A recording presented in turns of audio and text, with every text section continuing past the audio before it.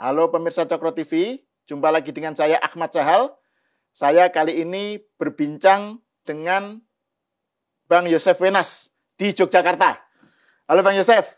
Halo, piye kabare? Kabar baik. Perbincangan kita selalu melalui Zoom ya. Kita belum pernah kopdar ya. Ya, kapan-kapan lah, one day. Pastilah, pasti. Nah, nanti kalau saya ke Jogja lah, kangen juga Ya, udah oke, lama ke oke. Jogja. Nah, saya tertarik untuk membincangkan ini Bang Yosef, tentang Jokowi lah ya, tentang sepak terjang Pak Jokowi belakangan ini. Kan kita tahu Jokowi banyak mendapat serangan yang begitu masif ya, tentang tuduhan ijazah palsu itu.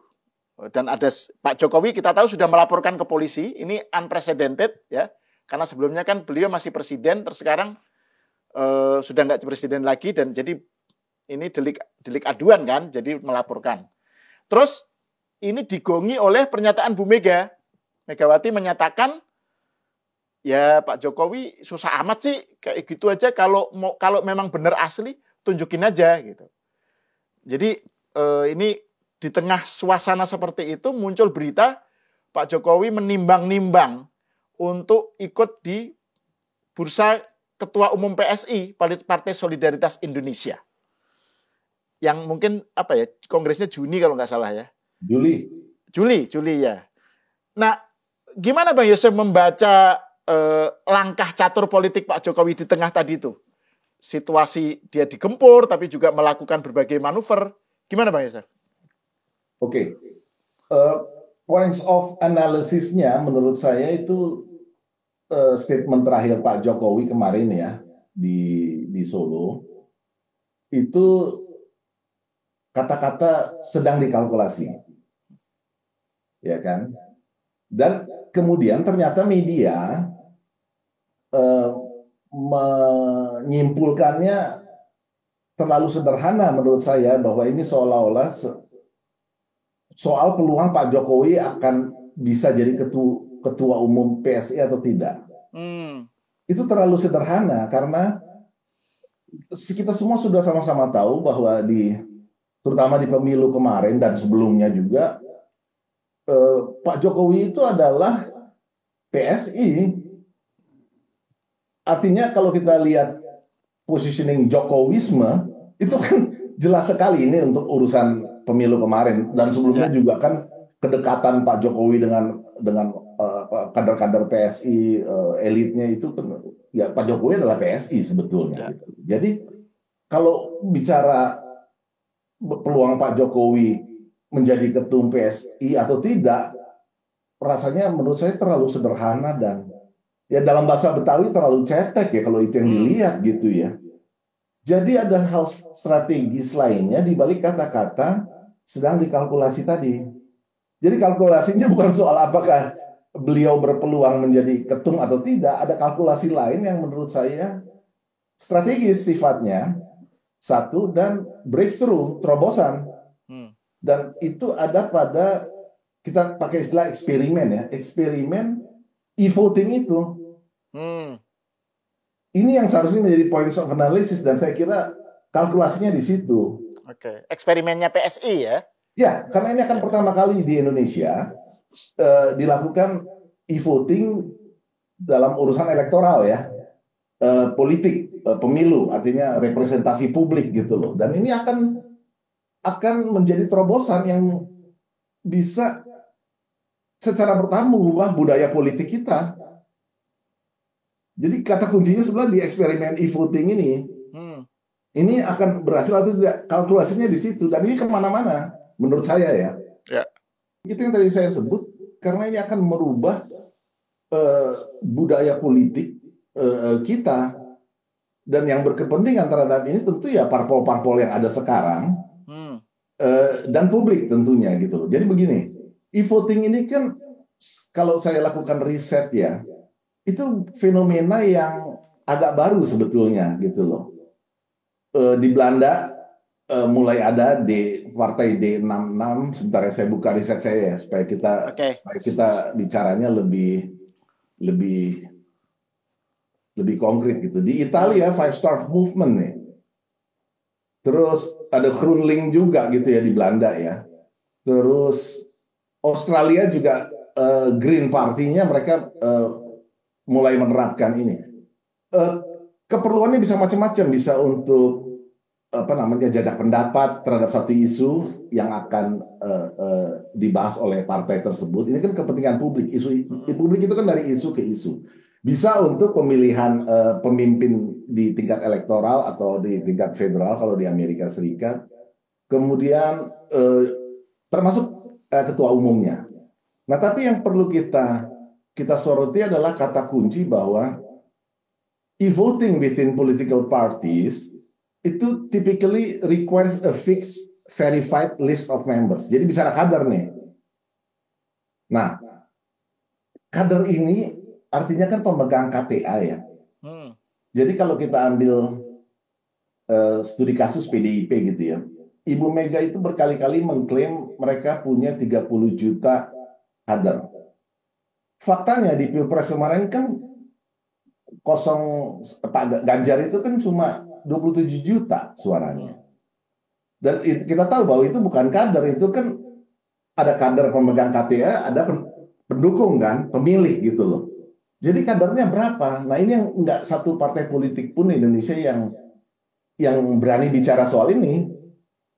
Golkar termasuk, Nasdem termasuk, artinya parpol-parpol yang ada di parlemen sekarang ini sangat enggan untuk menampilkan berapa sih jumlah kadernya.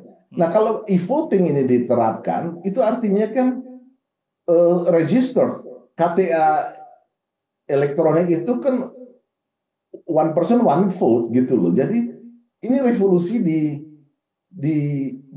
domain kaderisasi.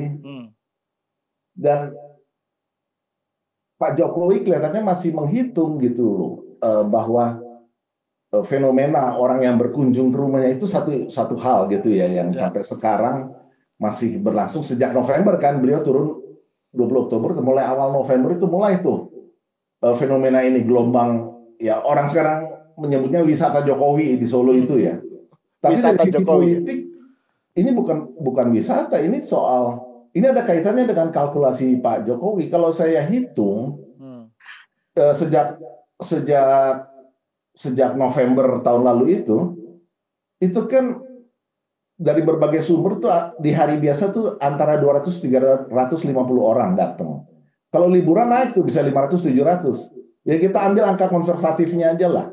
Jadi yang 200 hari biasa ditambah 500 hari libur dibagi 2, berarti kan sekitar 350-an per hari. Kalau kita kali 30 dikali 7 bulan itu udah ada sekitar 73.500 orang yang apa namanya hadir di wisata Jokowi itu. Itu kalau dari sisi publik orangnya gitu ya. Dari sisi ekonominya saya hitung kalau harga kan di bagian t-shirt tuh. Kalau harga t-shirt rata-rata 60.000 dikali jumlah 73.500 itu sudah ada dana sekitar 4,5 miliar keluar tuh. Ini menunjukkan ada keseriusan sebenarnya karena disediakan t-shirt. Jadi saya membaca dari t-shirt ini justru ada sesuatu yang masih ingin dilakukan oleh Pak Jokowi, dan itu terkait dengan kalkulasi tadi. Itu fakta pertama. Yang kedua yang menurut saya penting adalah fakta setelah Pilpres, Pileg, dan Pilkada di Jawa Tengah. Itu ternyata kita tahu bahwa PDIP itu kan pada akhirnya mencabut, ini di bulan April saya lihat ya. Ini menjadi berita nih, PDIP cabut strategi pemenangan pemilu di Jateng. Masih ingat kan? Ya. Jadi Ibu Megawati dengan kata lain sebelum mengakui bahwa terjadi masalah dengan kandang banteng di Jateng.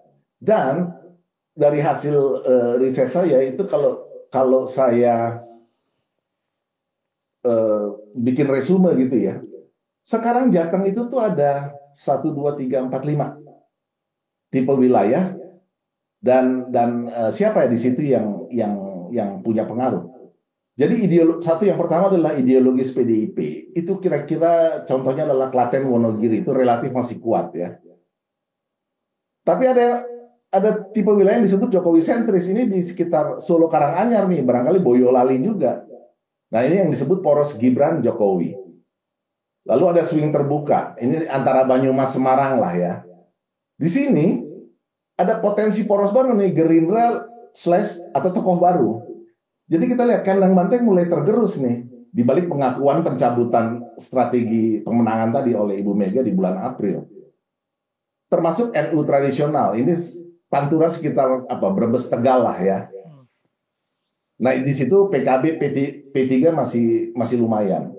Lalu ada yang terpencil dinamis yang terpecah-pecah. Ini Blora Grobogan contohnya. Itu juga Gerindra dan Partai Baru. Jadi kalau dari potensi porosnya kita lihat di situ ada poros Gibran Jokowi dan Gerindra. Jadi kalau matahari kembar ini ditafsirkan sebagai kolaboratif, itu artinya dahsyat. Gerindra dan Jokowi Gibran kolaboratif dengan bereksperimen di Jawa Tengah sebagai bagian dari kalkulasi Pak Jokowi tadi. Dan itu sebabnya pemilu rayanya tanggal 19 Juli itu di Solo. Di poros Gibran Jokowi ini.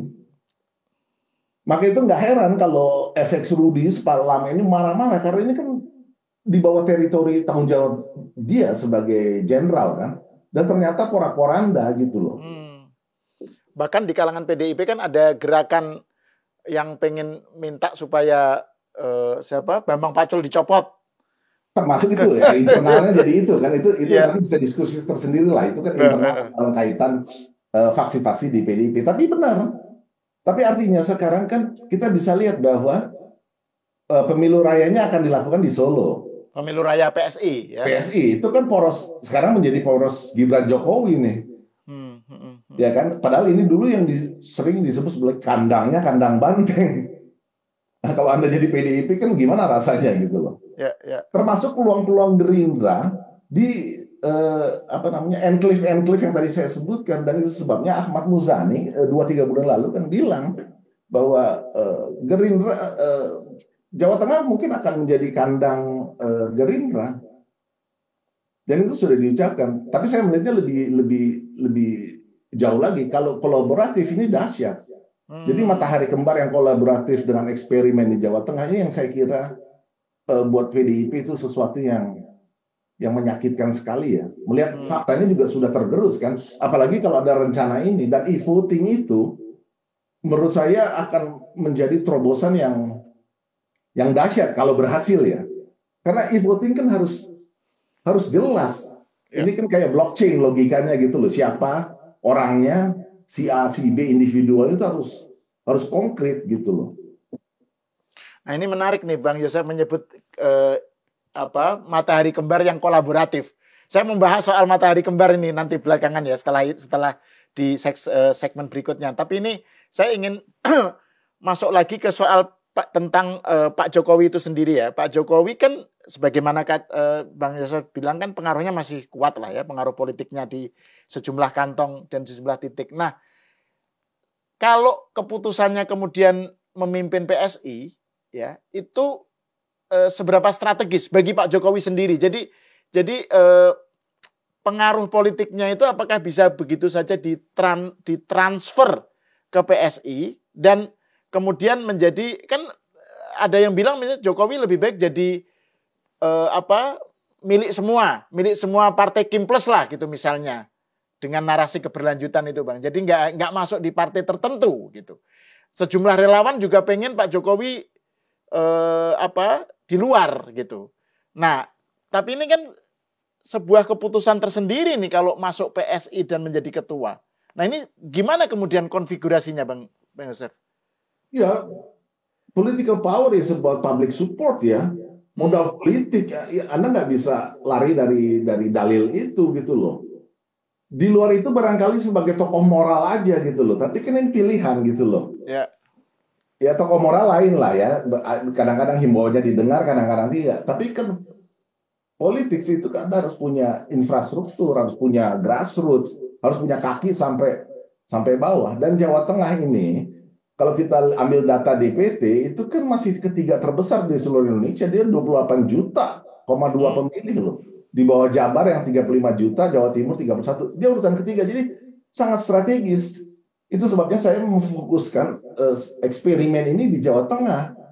Yang adalah kandang banteng. Jadi collision antara kepentingan PDIP dan kepentingan, jika asumsi matahari kembar tadi benar, antara kolaborasi antara Jokowi dengan Gerindra atau Pak Prabowo, ya ini artinya kan collision di sini. Untuk daerah pemilih yang sangat strategis, 28 juta orang. Terus demografinya, kita tahu kalau nasional sekarang kan millennials ditambah Gen Z ditambah Alpha itu udah 65% nasional. Berarti kan kalau kita cascading ke lokal mirip-mirip lah ya.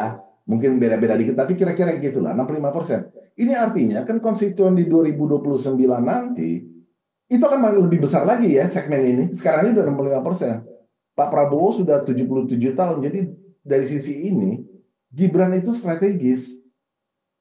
Dikaitkan dengan rencana yang masih dalam kalkulasi Pak Jokowi tadi, eksperimen e-voting tadi, yang intinya adalah memperbesar basis kader secara bisa dibuktikan.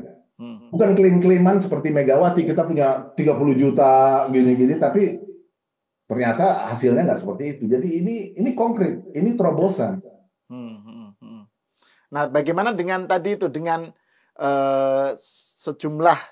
sebagian pendukung Jokowi yang pengen Jokowi tetap di luar gitu Bang. Kayak misalnya yaitu sejumlah relawan yang pengen, atau partai-partai lain kan, kalau Jokowi masuk partai tertentu kan kemudian menjadi kontender gitu kan. Kan mungkin merasa terancam juga gitu ya. Jadi itu bagaimana itu disiasati oleh Pak Jokowi tentang pendukungnya yang pengen dia di luar menjadi milik semua, di atas melampaui partai-partai pendukung, partai-partai Kim Plus, dan juga potensi partai-partai di dalam Kim Plus yang merasa terancam atau dirugikan kalau Pak Jokowi masuk PSI. Ya, soal di luar di dalam seperti yang jenengan sampaikan tadi kan dalam konteks persepsi terhadap sistem politik yang konvensional kan, yang seperti kita miliki saat inilah ya, ada partai, elit partai, lalu ada pendukung, ada kader gitu, pemegang KTA. Yang ini kan terobosan, ini kan cair nih. Jadi yang nanti e-voting itu kalau dia artinya sebagai pemegang KTA, tapi pengertiannya juga saham. At any time dia bisa lepas. Jadi artinya nanti kalau ini diterapkan dalam satu kurun waktu itu bisa dianalisis tuh. Pemegang KTA-nya di titik berapa, apakah turun, apakah naik. Ini kayak saham bisa dilepas kalau dia nggak populer. Ya sudah, dia nggak mau jadi ini lagi, nggak akan memegang saham PSI lagi gitu loh. Jadi ini tantangan baru, menggarap grassroots sebetulnya. Nah, yang tadi jenengan sebutkan itu kan pendukung itu kan kebanyakan di relawan. Jadi sebetulnya relawan ini nanti bisa diarahkan untuk ya silakan mau beli atau tidak. Nah, itu mengandalkan pengaruh dan sekaligus mengukur pengaruh politik Pak Jokowi. Yang tadi kita bahas, kalau dilihat dari wisata Jokowi itu kelihatannya sesuatu yang cukup fenomenal itu. Jadi harusnya menurut saya ini layak untuk didukung eksperimen ini ya. Namanya eksperimen, saya sebut eksperimen karena kita masih harus melihat nanti bagaimana hal e-voting ini akan mengubah budaya politik terutama di grassroots nih. Yang selama ini kan swing terus gitu loh. Pendukung terbesar satu parpol ke parpol lain yang memenangkan pemilu itu kan swing voters, bukan kadernya, bukan diehards-nya. Ya. Nah, ini saya jadi tertarik untuk kembali ke poin yang awal yang saya sebut tadi, soal konteks sekarang ya, di mana Jokowi begitu masif diserang di medsos lah terutama, atau di media lah gitu. Dikontraskan dengan dukungan atau kesukaan terhadap Jokowi yang masih tinggi meskipun sudah tidak menjadi presiden gitu. Nah, ini gimana Bang Yosef melihatnya ini soal begitu masifnya serangan tadi itu? Dilihat dari tadi kok ternyata pengaruh politik Jokowi masih kuat gitu. Bagaimana menjelaskannya itu? Kalau di observasi di dunia maya ya, di Facebook, di X, di dunia maya lah ya. Itu kan sebetulnya kita lihat begitu ada satu isu yang menegasikan, lalu akan dibantah oleh para pendukung yang mementahkan hal itu gitu lah. Itu kan berulang kali ya, isunya bisa macam-macam dari Indonesia gelap, posisi api, macam-macam lah, ijazah palsu, receh-receh lah ya. Tapi kan selalu fenomena itu muncul, ada tesis, ada antitesa, ada tesis, ada antitesa, dan ya kita mesti memahami bahwa kebanyakan para pendukung pemerintahan sekarang yang adalah kelanjutan dari pemerintahan Pak Jokowi, di mana pendukung Pak Jokowi ya, mendukung pemerintahan yang sekarang mayoritas itu kebanyakan kan silent majority memang. Mereka-mereka yang tidak melihat masalah, kalau toh ada masalah mereka menganggap itu kewajaran, tidak ada yang sempurna. Kebanyakan mereka ini kan silent. Nah, yang marah-marah itu kan yang gak puas gitu ya.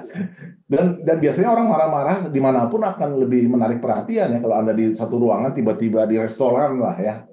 Atau ada orang marah-marah kan jadi kita atensi ke sana kan orang marah-marah itu ya kira-kira itulah. Itu di ruang publik. Tapi saya kira nanti akan mengukurnya juga di ruang elektoral nih, eksperimen ini akan terlihat. PSI itu kan 2,8% terakhir ya. Ya.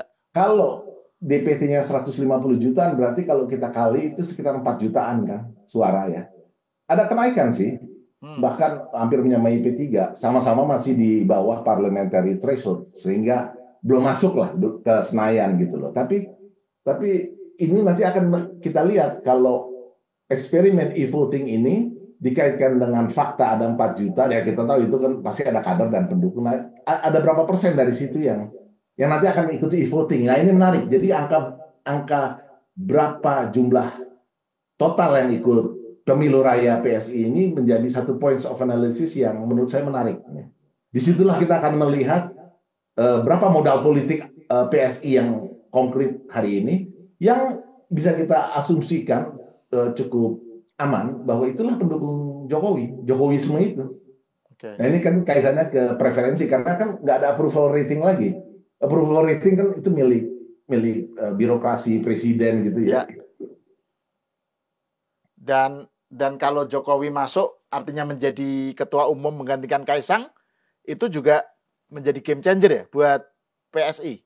Menurut jika eksperimen ini berhasil, makanya berkali-kali Pak Jokowi bilang kan masih dikalkulasi. Jadi points analisis saya kan kata kalkulasi itu bukan diartikan sebagai apakah peluangnya sebagai ketum PSI besar atau tidak, bukan itu menurut saya. Kalau itu dengan sendirinya Jokowisme kan, justru kalkulasinya di hal-hal strategis ini. Itu saya kira ya. Nah terus ini Bang Joseph, tentang tadi saya mau masuk ke soal matahari kembar itu, istilah yang rame juga di medsos lah ya, banyak diperbincangkan. Nah tadi kan Bang Joseph menyebut soal matahari kembar yang sifatnya kolaboratif gitu ya. Nah ini menarik karena biasanya kalau kita mendengarkan diskurs yang kita simak, diskurs tentang matahari kembar, selalu munculnya itu adalah kompetitif dan konfrontatif. Jadi misalnya gini, misalnya dari Unilubis bilang bahwa ini Jokowi sebagai mantan presiden terlalu banyak tampil, terlalu pengen eksis. Buat seperti mantan-mantan yang lain yang low profile ini terlalu banyak eksis sehingga kemudian ya dia menjadi matahari kembar gitu, menerima tamu sejumlah menteri, terus meskipun ada masyarakat juga gitu. Intinya adalah terlalu banyak tampil gitu. Terus juga ada misalnya saya lihat di podcastnya Akbar Faisal terbaru ya mengenai sejumlah aktivis ya Saganda dan Jumhur yang mengatakan bahwa mereka memutuskan untuk mendukung Prabowo tapi pengen mendepak pengaruh politik Jokowi, dalam hal ini Gibran dan pengaruh Jokowi lah ya. Karena bagi mereka ini adalah situasi matahari kembar di mana Prabowo itu direcokin terus gitu. Prabowo itu adalah ideolog menurut mereka ya, ideolog yang memikirkan rakyatnya, yang memikirkan program-program kerakyatannya dan lain-lain. Sementara Jokowi ini sosok yang selalu hanya mikir kekuasaan. Pokoknya yang penting adalah berkuasa gitu dengan cara apapun. Jadi ini yang satu ideolog, yang satu pragmatis atau Machiavellian gitulah. Machiavellian dalam arti sempit ya. Matahari kembar itu narasinya begitu. Jadi selalu ini adalah suatu situasi yang berbahaya bagi Prabowo, dan karena itu mereka mencoba untuk menceraikannya. Gitu. Pengaruh Jokowi ini harus diminimalisir. Gitu. Gimana menurut Bang Yosef soal ini? Ya, pertama kita kan sudah sama-sama tahu bahwa matahari kembar itu yang berbahaya kalau dalam konteks eksekusi developmentalisme. 8 astra cita, 17 prioritas, dan 8 quick wins. Cawe-cawe di situ gitu ya. Ini kan enggak. Karena pembangunan ada di situ gitu loh. Itu kan sepenuhnya di bawah kendali Presiden Prabowo. Kapan Pak Jokowi ikut rapat kabinet misalnya, atau ketahuan telepon ngatur, itu nggak ada gitu ya.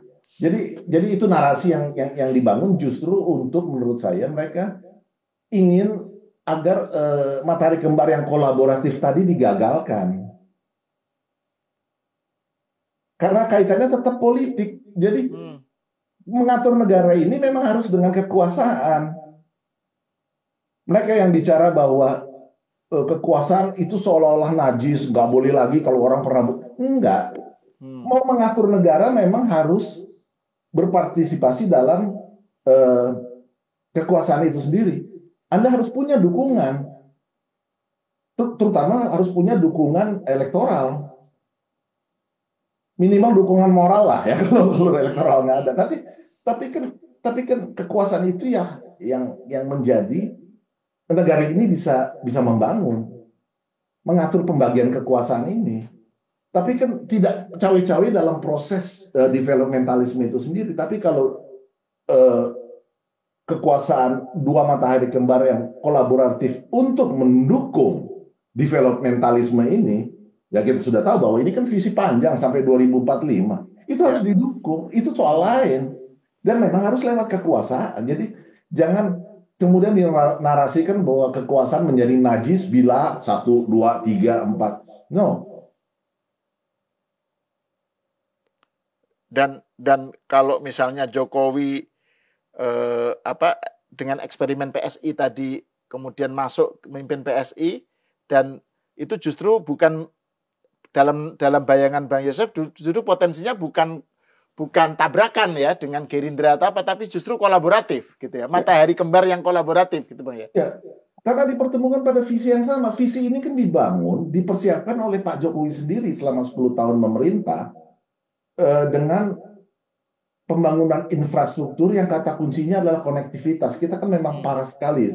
Sebelum era Jokowi itu kan jalanan jelek, internet jelek, semua jelek lah.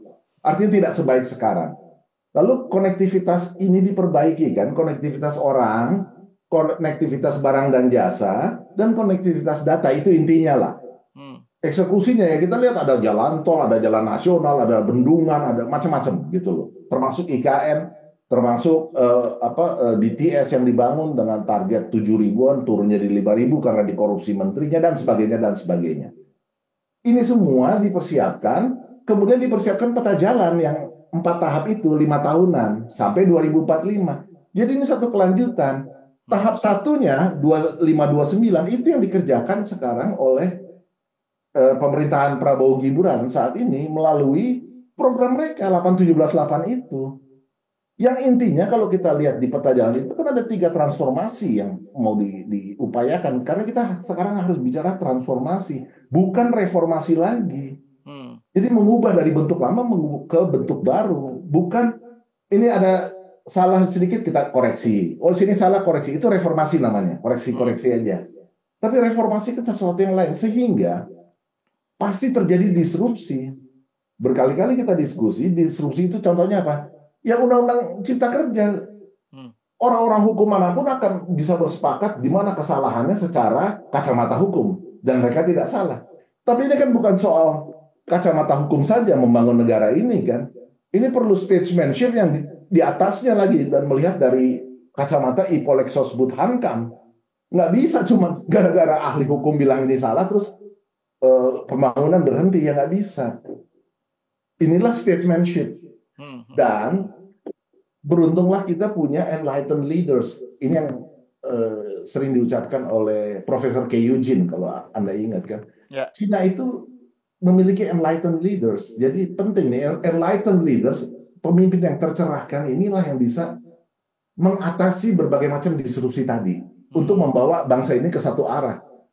Disrupsi tadi penuh kritik, tentu saja bisa masuk ke soal demokrasi, bisa masuk ke soal HAM, bisa masuk soal lingkungan, macam-macam. Tapi kan kita perlu ini. Dan kita beruntung 10 tahun punya yang namanya Pak Jokowi dan sekarang punya yang namanya Pak Prabowo yang mau melanjutkan visi ini sampai 2045. Ini enlightened leaders yang harus kita dukung. Dan ini yang dicoba untuk diceraikan ya, atau dipecah belah melalui narasi matahari kembar yang saling konfrontatif gitu Bang ya. Misalnya tadi itu yang saya sebut tadi soal pernyataan sejumlah aktivis lah yang bilang bahwa mereka memutuskan untuk dukung Prabowo katanya, terus tapi dengan cara harus mendepak Jokowi, dalam hal ini Gibran gitu. Jadi dinarasikan bahwa VIE 2045 itu kan di sisi pendukung visi ini adalah perlu persatuan elit. Itu bahasanya. Oleh mereka dibilang ini pelanggengan kekuasaan. Karena benar, memang elit ini harus bersatu untuk agar visinya yang langgang sebetulnya, bukan kekuasaannya. Dalam hitung-hitungan politik tentu saja, karena parpol-parpol di koalisi sendiri juga kan hitungannya, KPI-nya ketum parpol itu kan dari pemilu ke pemilu kan. Ya. Konkretnya persentase kursinya naik nggak? Itu kan KPI utamanya. Jadi mereka hitungnya 5 tahunan. Jadi ini juga faktor yang perlu dihitung oleh Pak Prabowo sebagai dirigen gitu ya untuk orkestrasi ini kepentingan-kepentingan politik ini. Bagaimana? Dan soal Gibran ini saya kira masuk dalam urusan ini nih. Sampai 2029 kita dukung, habis itu ya gantian dong kira-kira itu. Itu kan kepentingan-kepentingan di koalisi juga. Kan mulai genit, Pak Zul juga udah ngomong, kalau itu kan kita nggak usah kata siapa ya, Pak Zul aja udah ngomong kan, 2029 Prabowo tetap, tapi Gibran nanti dulu mulai kan. Ya, ini tantangan di koalisi itu sendiri. Jadi ada narasi-narasi yang macam-macam nih yang kemudian diinterpretasikan dalam berbagai kepentingan yang juga macam-macam. Ini memang rumit nih. Nah, terkait dengan Gibran ini juga kan selain Jokowi yang mendapatkan serangan begitu masif, kan Gibran juga diserang begitu masif ya. Terakhir kan misalnya Forum TNI, Forum Purnawirawan TNI yang mendesak untuk pemakzulan Gibran itu, Bang. Nah, ini gimana membacanya ini? Dikaitkan dengan politik ya, atau dengan tadi itu lanskap yang lebih luas. Apakah ini indikasi orang takut bahwa Gibran ini akan tetap kuat sampai 2029 sehingga perlu dieliminasi di awal, atau bagaimana Bang Yosef melihatnya?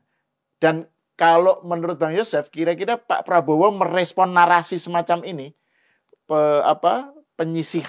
menyisihkan Gibran ini, pemakzulan dan seterusnya itu gimana kira-kira Pak Prabowo meresponnya itu? Apakah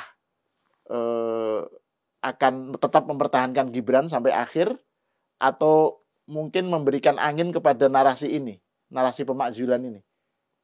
Ya, respons itu kan bisa verbal, bisa non-verbal kan. Ya. Bukan berarti yang verbal itu, kalau secara verbal kan nggak direspons.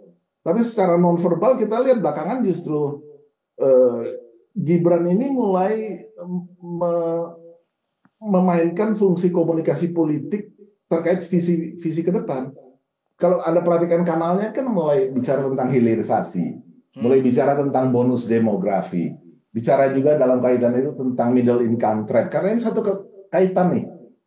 Untuk menuju VIE 2045. Jadi mulai ada peran itu gitu. Jadi peran masa depan. Ya.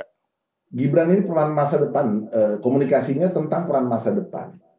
Nah, kita sudah tahu kalau soal 2029, melihat pola dan kebutuhan visi jangka panjang ini ya memang harus dilanjutkan oleh Pak Prabowo. Seperti halnya yang dicontohkan oleh Pak Jokowi 2 kali masa jabatan. Ini agar bisa terus dijaga, konsisten berjalan gitu loh. Itu kepentingan strategisnya.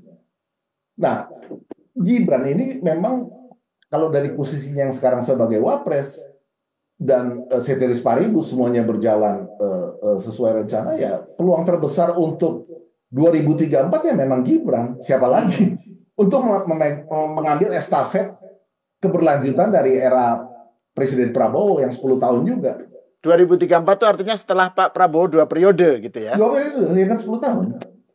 Ya, sekali lagi ini kan visi statesmanship ya. Kita melihatnya bukan hanya kepentingan tadi receh-receh parpol yang 5 tahunan gitu loh. Bukan itu. Kita melihatnya dari apa namanya kesinambungan pembangunan supaya tahapan-tahapan 1, 2, 3, 4-nya itu berjalan gitu oleh orang-orang yang paham dan sudah mengerjakan gitu loh. Pak Prabowo kan paham dan sudah mengerjakan bagiannya di era Pak Jokowi kan sebagai Menhan gitu ya. Dan berbagai diskusi di antara mereka berdua sehingga lanjut ke sekarang. Dengan demikian juga Gibran yang sekarang adalah bagian dari pemerintahan ini yang tadi diasumsikan secara hitung-hitungan politik akan sampai 2034 pemerintahan Pak Prabowo, maka peluang terbesar memang ada di Gibran. Ini kita bicara proyeksi ya, peluang gitu ya, tentu saja karena posisinya sekarang kan wapres dan dia bagian dari pemerintahan ini. Betul. Terima kasih Bang Yosef Wenas, pemirsa, sampai di sini dulu. Kita berjumpa lagi di episode selanjutnya.